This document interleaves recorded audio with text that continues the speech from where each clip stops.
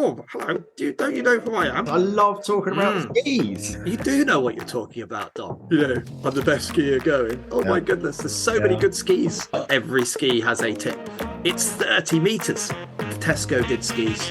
Stops the snow from piling up in the front of the ski.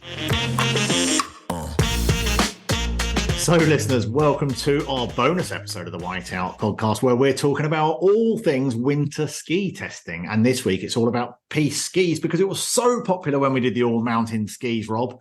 So here I have my co-host presenter, Rob Stewart, to talk about how we test skis and then also delve a bit deeper into what an on-piste ski is like and who it might be for. So, Rob, welcome to this week's skis. I love talking about skis. Yeah, me too. Hi, Dom. It is always exciting to talk ski hardware, isn't it? Especially at the start of the season. And fantastic for us to get the opportunity to try out all of these skis a winter before they even come out of the shops as well. It's brilliant. So lucky. We're so privileged, so lucky. And the last podcast, which we didn't know whether it was going to be popular at all, about all mountain skis, got the most amount of comments of all the podcasts we've ever launched. People saying how useful it is to find out how they're tested. So we thought on-piste skis would be a good one to do because there are plenty of people that stick to the groomers, as they call them in the States. So, Rob, time to mention today's sponsors, Ski Independence and Canada's Alberta. The team at Ski Independence have been sending customers to Alberta's ski resorts for almost 30 years. With oodles of personal experience, they know all about the best places to stay, the best travel options, and everything in between. From Banff's best après ski locations to breathtaking scenery at Lake Louise, or how to get the best out of a multi-sensor itinerary. They highly recommend road tripping up the spectacular Icefields Parkway between Lake Louise and Jasper for an experience like no other. Visit ski-i.com/Alberta to find out more about booking Canada's Alberta with travel-made specialist Ski Independence. Lift tickets in Jasper's Marmot Basin are half price until the end of November. No better reason to go and book. Wow, it does sound fantastic. And in fact, this morning I was on my Facebook page and a friend of mine based out in Canada had been to Banff yesterday and took a photograph from the slopes of Banff. And honestly, we're in, what are we, middle of November right now. It looked absolutely incredible. Tons of snow there. It looked proper winter, and they were having a great time. I was there in January and it was absolutely fantastic. And in fact, I missed the ski test because of it, Rob, and that's what we're here to talk about today. So right. Can you believe that? You did indeed. So yeah, quick overview about the ski test. I mean, last season we went to the resort of Lake Louise in France, and we had 18 ski brands to try out there over the whole week. And we had a team of 6 skiers, men and women, including members of the British ski team, 1 Olympian, 2 World Freeride Tour skiers. And then I'm involved in organising all the ski lists, and we get through as many skis as we can during that week. So the PISTE ski category, like you said before, is very important. A lot of people ski on piste, on groom runs, on groomers, as you said, and the second most represented ski category there after the all mountain skis. Wow. So there were actually 428 PISTE skis to test, although that includes various sizes in the same model.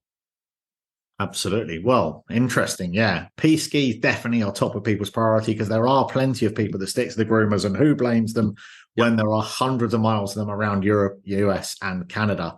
So, Rob, I'm going to ask you the obvious question as if I'm a general punter. Who is an on-piste ski for? Yeah, it's a good question. It does sound obvious, but clearly for anyone that basically stays on the piste or on the groom slopes all or almost all of the time. Yeah. Back in the day, you'd have one pair of skis, wouldn't you? It was basically an on-piste kind of ski, and you would if you were an off-piste skier, you had to get on with it. But these days, those on-piste skis are designed specifically for piste skiing or groomed skiing. It could mean a complete beginner or a professional alpine ski racer. That category spans the entire width of all the ability levels. So within that on-piste category, you have skis for beginners, for intermediates, advanced skiers, and experts, professionals as well. So obviously a PISTE ski is different from an all-mountain ski. So why would I choose a PISTE ski? If I'm an intermediate skier or an advanced skier, why would I choose a PISTE ski over, let's say, an all-mountain ski like we talked about last time? Yeah, right. depends. Many of the piste skis we test are aimed towards the more advanced and expert skiers that sort of love to carve their turns on groom slopes. They're fairly high performance skis, but they're not in the race category, but they're kind of pushing towards that sort of performance. Okay. I mean, let's face it, if you're a beginner, right, you're probably more likely to just go and rent your skis the first time you go anyway. Mm-hmm. If you're progressing as a skier and you want versatility, or maybe it's your first ski purchase, you're probably looking for an all-mountain ski, in my opinion. Yeah. So what a dedicated piste ski can bring can really up that level of performance, and therefore fun, basically, at the end of the day, fun on those groom slopes. So what makes an on-piste ski different? Firstly, the side cut is really important, and most piste skis that aren't in the race category, they have a side cut between around 70 to 75 millimeters under the boot, under the ski foot. So the width at the center of the ski, 70 to 75, maybe a little bit more, maybe a little bit less. Once you start pushing up to that sort of 80 millimeters, then you're in the all-mountain category. Just tell me, for the sake of the listeners, Rob, when you say side cut, what are we talking about here? When you're talking about this 70 and 75 mil, just explain to me exactly where you're talking about. Is that directly underneath where I'm standing? Yes, like we say, under the foot, under the boot. Okay, so people are looking at the width of the ski directly underneath their foot, directly underneath where their boot is. You're talking about the side cut, the width of that ski directly underneath where they're standing. They are narrower in the waist than they are at the tip and the tail. Okay. Now, a free ride ski won't have the same amount of difference between the width and the tip and the tail. Sure. Normally, generally. Because they're wider under the foot. Because they're wider under the foot. I mean, they're obviously also wider at the tip of the tail as well. And there is a shape to most free ride skis. There is also a shape like an hourglass, but not as pronounced as an hourglass, obviously. But a piste ski will have a more pronounced shape to it. So your typical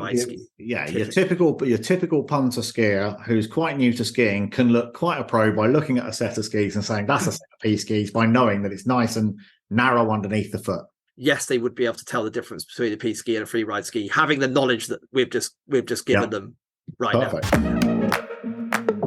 What about length of skis, Rob? Because I watch Ski Sunday, I see these guys standing there with skis that look about 9 meters long. And in the olden days, we all had super long skis, and then there was some super short skis. How do I know what length to be buying? Yeah. Again, that's a really, really good question. It's pretty simple. It's simple in some ways, and there's more complex answers as well. Those long skis that we see ski racers using on Ski Sunday, right? They are downhill ski racers or super G ski racers that have the longer skis. The ski length depends a little bit on what you're looking for, basically, and what kind of turn radius, we'll get to that as well a little bit later, you want, and just also what feels right for you. Piste skis, as we said, tend to be between 70 and 75 millimeters underfoot, and then the length should be around 5 to 15 centimeters below your height, depending on what sort of turn radius you're looking at. Personally, I normally like a slightly longer ski because I want to have stability at speed, and I'm just more used to that. So I probably wouldn't go for anything below 5 centimeters under my height. Okay. So generally something maybe between, depending on your level of skier that you are, something maybe between your top lip and your forehead sort of thing when it stands next to you? Yeah, I would say that's generally a good way. Yeah. A rule of thumb. So we've talked a bit about turn radius there. That sounds a bit of a buzzword that I've heard people saying in shops. What is turn radius? Yeah. I mean, simply put, it's the radius of the circle that determines the turn shape of the ski. Okay. It's an imaginary circle, really. Yeah. Of course, it can hugely vary depending on factors such as how much pressure you put on the ski when you turn it, and how much rotation you might use within a turn as well. So that turn radius, if it's a 15-meter turn radius ski, it doesn't mean your turn radius is always going to be 15 meters. Yeah, exactly. Right? Yeah. So typically, performance piste skis, like piste skis designed for high performance, not race skis, but ones that you can grab off the shelf, they have a turn radius of between 15 and 20 meters, depending on the ski's length and also the side cut. That's what determines the turn radius at the end of the day, the side cut and the length. Okay. So if you look at the minimum turn radius for giant slalom skis in the World Cup ski races, though, it's 30 meters. It's huge, way longer than any of those off-the-shelf PISTE skis that we would have for normal skiers. And we want a ski that turns easily and has a quick turn radius and makes it easy for us to turn. If you try getting on one of those World Cup GS PISTE skis with a 30-meter radius and try and turn that thing, I mean, it's a different ball game then. Yeah, but just to finish on the turn radius thing, I wouldn't get too strung up on turn radiuses unless you're really looking for something specific. No. One thing that you do hear in ski stalls when you're hearing people talking about buying skis is rocker. You know, that makes a sense of sort of off-piste because it kind of helps with float. But what about for PISTE skis? What is rocker? Describe what rocker is, and why would one ski have it and one ski not, for example? On an on-piste ski, there's often a small rocker on the tip that just helps the turn. It helps the turn initiation of the ski. That's what it does. It's like a kick out on the ski, isn't it? It's like as you look at the side of the skis, they kind of kick out, and you can see where that rocker starts. Right. You can normally see. I mean, all skis have a ski tip, right? They have done since the invention of skis. Yeah. Right, because it's obvious it stops the snow from piling up at the front of the ski. Yeah. Every ski has a tip, but a rocker brings that tip a little bit further back. You know, it sort of starts that kind of tapering effect a little bit further back. So, but that little extra helps. Yeah. You know, if Tesco did skis, exactly, a little bit extra. So we were out in Lake Louise, as you mentioned. We tested out a load of PISTE skis, and let's hear a little about our favourite 6 pairs of skis that we found in Lake Louise that you guys and girls absolutely loved. Yeah, I picked up the new NORDICA Spitfire on-piste ski. This one, this is the 74 underfoot. There is also a slightly narrower one, 68 underfoot as well. So yeah, the Spitfire has been around for a long time, but this is a completely new ski for 23-24. What NORDICA has done is basically they've put a wood core into the ski, and then they've literally taken a saw and gone all the way down through the ski, and then they've put a rubber layer in between the 2 wooden core layers, put it back together again. So actually what that does is it dampens the ski really, really nicely, but kind of keeps that liveliness as well. There's no metal plate in this ski, so it's designed for, I would say, strong intermediate PISTE skiers upwards. But, you know, actually, when I've just skied on really sort of different PISTE snow conditions, some hard pack, some softer snow, it really handled it all nicely, really well. Like the grip on the hard snow was great. So you'd think that there was a metal plate in there in terms of the grip. Really nice and damp feel. And then easy to turn. Like, it doesn't like sliding too much, skidding. It's not a kind of rotational ski. It does like to carve. But actually, if you're sort of learning to carve and you want to improve your carving turns, then I'd say the NORDICA Spitfire, this one, the 74 DC, because they do make 2 versions of this with a metal plate in as well. But the DC, without the plate, nice and soft, nice and easy to turn, but it still has that grip and control that you really want. And I had loads of confidence on the sort of hard pack. I wouldn't say it was icy, but it was very hard packed snow, and there was no problem with the grip coming around. So £650 with bindings, which is a good price for a decent PISTE ski for a lot of levels of skier. So if you're looking to buy your first ski, I'd say, and you've been skiing for a few years, you like carving around on the piste, this would be a great option. I've just been on the Redster X9S in a 175, 65mm underfoot, a really, really good ski for these beautiful crisp days in France when it's sunny and the snow is firm. Just a really solid PISTE ski. I've just been down. The control on the slope is really, really impressive. It's got these Revo shock plates, which really helps to stabilize the ski and control it in such a manner that once you have the ski on edge, it's excellent. Coming in at £1,090 with bindings, it is a bit on the higher price, but you are getting your money's worth if you're really looking for that piste ski for any real conditions, really. So Redster X9S, recommend it if you're high level skier looking for piste skiing. First ski of the test for me, the Blizzard Thunderbird R15. It's 76mm underfoot. It costs £920 with bindings. So it's quite a high-end ski price-wise. It is designed for expert skiers that really like to carve on piste. You know, 76mm, I mean, I'd say for me, it feels really, really nice in the short radius turns. Really snappy, really responsive, sort of rebounding out of every turn. The grip on these skis was amazing.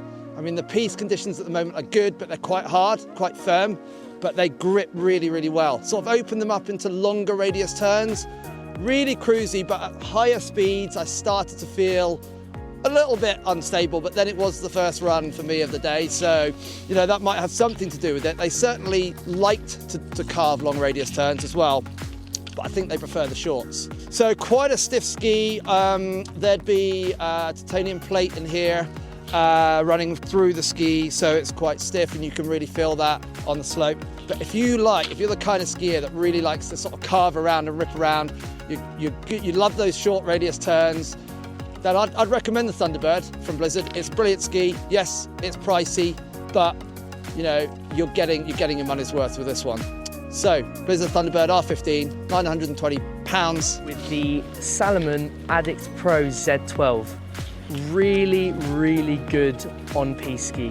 Reminds me slightly of my slalom skis back in the days when I was racing. Just a really, really solid ski for on-slope skiing. If you're looking for that really performance-orientated ski, this would be the one for you. It's 12-meter radius. I've got it in 163 here.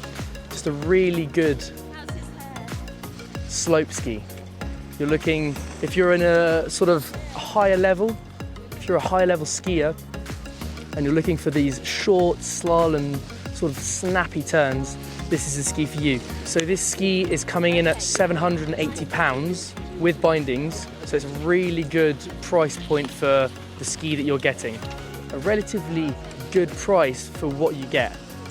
I've truly enjoyed it today, especially with these slightly more aggressive conditions with the recent snowfall that we've had. But yeah, Salomon Addict Pro Z12 is the ski for somebody who's looking to find their inner slalom skier. I've grabbed hold of a new classic, I suppose you could say. It's the Recoil Deacon 72 black version. Just comes in two colours. This happens to be the black version, the same ski as the redder one. Yeah, 72mm underfoot. Classic kind of piste ski aimed at advanced and expert skiers that really want to kind of carve and rip up the piste.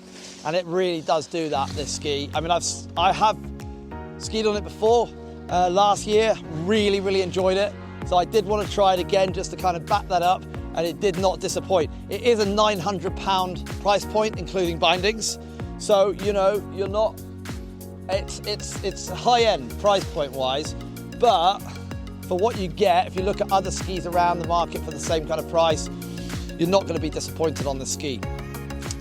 It's got a plate running through it, metal plate running through it.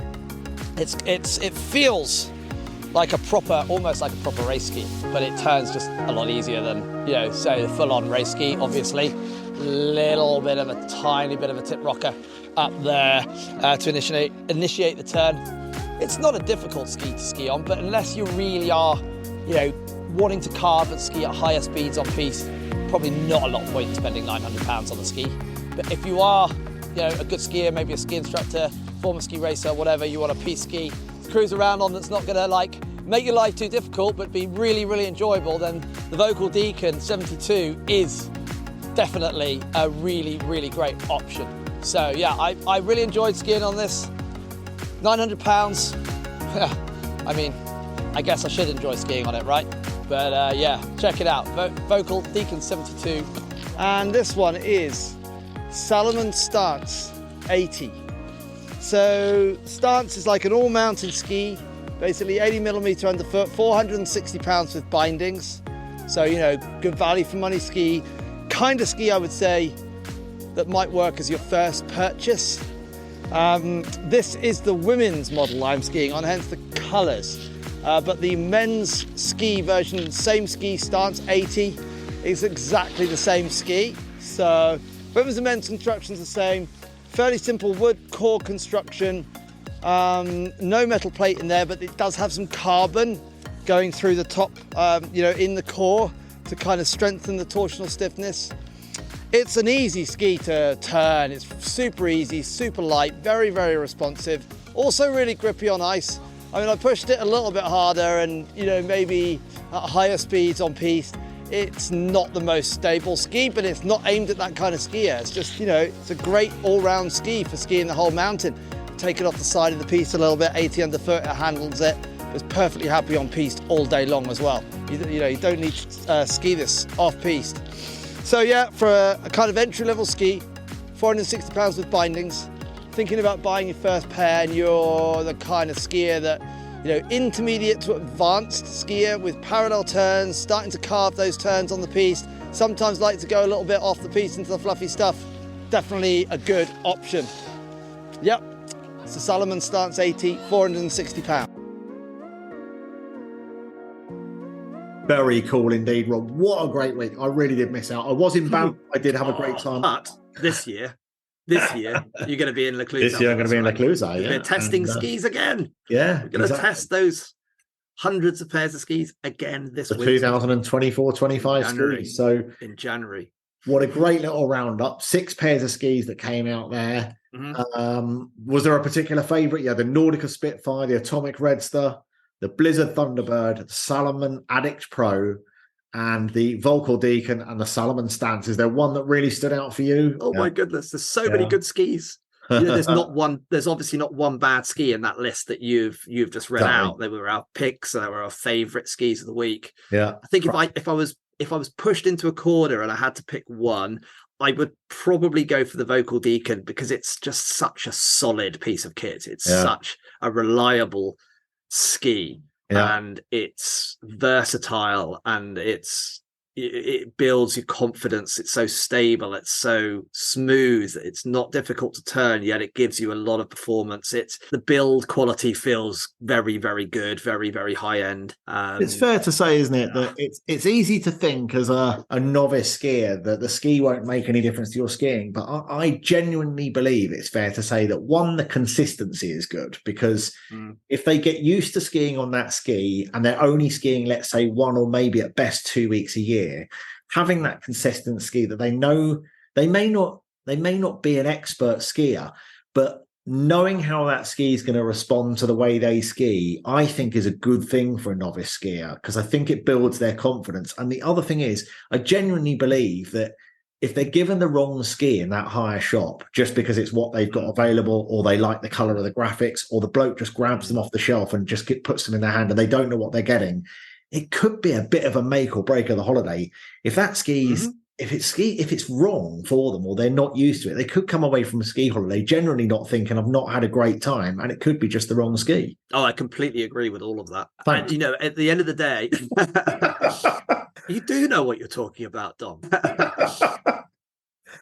Yeah, I would really urge people that when they go into a ski shop to try and gen up a little bit. If they are going to hire, which is absolutely fine if they are going to hire, but just gen up a little bit before you get there. And instead of just accepting the first ski that's plunged into your hand, if it looks knackered or if it feels blunt on the edges, or, you know, or if you're just looking at it thinking, do you know what, I can see behind there the ski that I skied on last time I was here, I'd rather have that, then absolutely speak up, because these ski hire shops are very happy to swap them over on them. Or if you have a bad day on it, do take them back at the end of the day and say, you know what, I don't like that ski, can I get another one? Because it's really not a problem, is it? It's not a problem. Don't be afraid to tell them that you are a beginner, but you've had some lessons. There is a tendency for people to over-egg their ski experience. Many years ago, when I was a teenager, we went on a skiing holiday with another family. The family they were complete beginners. They were quite a wealthy family. And the guy went to the local ski shop and he bought himself brand new ski boots, brand new skis, and everything, the whole kit, racing boots, Love it. racing skis, Love because it. that's what he insisted. The ski instructor at the time said, "I'm sorry, I'm not teaching you with those skis. You're not going to learn to ski on those things." So, he sort of had to sheepishly go to the rental shop and get some skis that worked. Very quick shout out. I don't know whether I'm sure you do know, but Ski Exchange, which is a ski retailer, they are running a consumer ski test out in Pila in Italy, 10th to the 16th of March. Fantastic. You can read all about it on the In the Snow website. Give that a quick plug. So go to inthesnow.com and have a look for the ski test that's running, a consumer ski test. You can go out, try out hundreds of pairs of skis, Atomic Head, Rossi, Salomon, Dynastar, Scott, loads more, and even got Graham Bell out there to ski with. So he's even going to be able to show you how to ski like an Olympic skier. So at the end of the week, you can buy Olympic skis. Such a great opportunity, isn't it? You can go and try out a few pairs of skis and go, you know what? I love those. I feel great on those. Because it could make a relatively novice skier feel pretty good on a pair of skis. Nice and stable, make them feel nice and steady, especially on the piste skis. It's a great way to do it. This is a great initiative, this ski test. Anyone can sign up for it. Anyone can go along and test all the sort of skis that we get to test. And Pila's great for ski testing. We've done a ski test there ourselves, and it is a fantastic result for that. So, yeah, good on James at Ski Exchange for organising that. It's brilliant. Absolutely. So I think that's probably all for this time. Any more parting words, Rob? Any more final advice for people before we sign off this week? Go into a store, speak to an expert there, such as Ellis Brigham, for example, or an independent, such as Ski Bartlett or Ski Exchange that we mentioned earlier. Yeah. Because, there are a lot of online retailers out there that might, that aren't UK based actually. And I don't know what sort of comeback you have if something goes wrong. So that's why I'm just giving that advice to go to a UK retailer. So important. So as everybody, as we've said, we are out testing skis all the time. And it's well worth going to our YouTube channel, which is at In the Snow Mag, where there are hundreds of ski tests probably over a decade now. We've been doing YouTube reviews for over a decade. Hundreds of skis tested there, and it's well worth just watching and listening to see, because it's not all just jargon and tech speak and racing speak. It is, in fact, completely on the contrary. It is telling you what these skis are like and who they're great for. So it's a worthwhile resource to go and check out and listen to some of those reviews. They're nice and punchy, 3 or 4 minutes per ski. And there are some great roundups of the best piste skis, best off-piste skis, best all-mountain skis. So it's well worthwhile checking out. In the meantime, lots going on out in the mountains, and in a week's time, Rob will be back with our regular episode of news and resort spotlights and what's happening with the snow conditions and lots more things coming up next week. Yeah, fantastic. Thanks, Dom. Very good. Good to talk to you. We'll pick up with you again in a week's time. All right. Sounds good, Dom. Very See good. you next time. Cheers. Mais non, talkie-walkie. I'm pretty sure it's called a walkie-talkie, mate.